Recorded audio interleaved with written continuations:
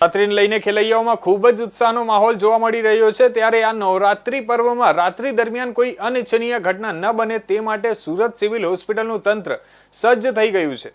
Civil હોસ્પિટલના emergency વિભાગમાં રાત્રે ટીમ તૈનાત રહેશે। આગ રોડ અકસ્માત કે ગરબા રમતી વખતે ઢળી પડતા ખેલૈયાઓ માટે સારવારની વિશેષ વ્યવસ્થા કરવામાં આવી છે। તહેવારના સમયે આગ અકસ્માત કે અન્ય ઘટનાઓના કેસમાં વધારો આવતો હોય છે। ત્યારે હાલ નવરાત્રી ચાલી રહી છે, ત્યારે રાત્રિના સમયે આવી ઘટનાઓમાં વધારો થવાની શક્યતાઓ રહેલી છે, જેથી તમામ પ્રકારની ઘટનાઓને પહોંચી વળવા માટે સુરત સિવિલ હોસ્પિટલના તંત્ર દ્વારા તૈયારીઓ કરી દેવામાં આવી છે। જેમાં નવરાત્રી દરમિયાન કોઈપણ પ્રકારની ઘટના બને, જેમ કે આગ, રોડ અકસ્માત તેમજ ગરબા રમતી વખતે ઢળી પડતા ખેલૈયાઓમાં સિવિલમાં વિશેષ વ્યવસ્થા કરવામાં આવી છે। તમામ અનિચ્છનીય ઘટના બને તો તેને પહોંચી વળવા માટે સુરત સિવિલ હોસ્પિટલનું તંત્ર સજ્જ છે।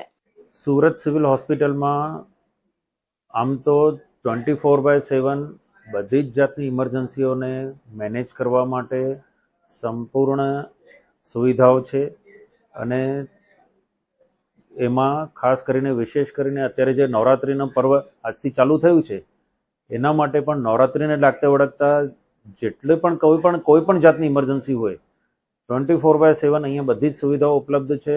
જે કેઝ્યુઅલ્ટી ઇન્ચાર્જ મેડિકલ ઓફિસરો છે એમને પણ સૂચના આપવામાં આવી છે કે નવરાત્રિને લાગતા વળગતા કોઈ પણ ઇમરજન્સી હોય વિવિધ વિભાગોના ડોક્ટરો સાથે સંકલનમાં રહીને વ્યવસ્થિત રીતે એની સારવાર અપાવવાની છે।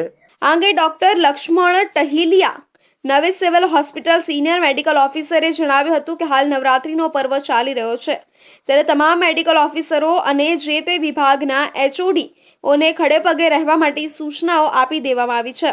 જે પણ પ્રકારની ઇમરજન્સી હોય તે પ્રકારના વિભાગ સાથે સંકલનમાં રહીને ઝડપથી સારવાર કરવા માટે સૂચના આપી દેવામાં આવી છે।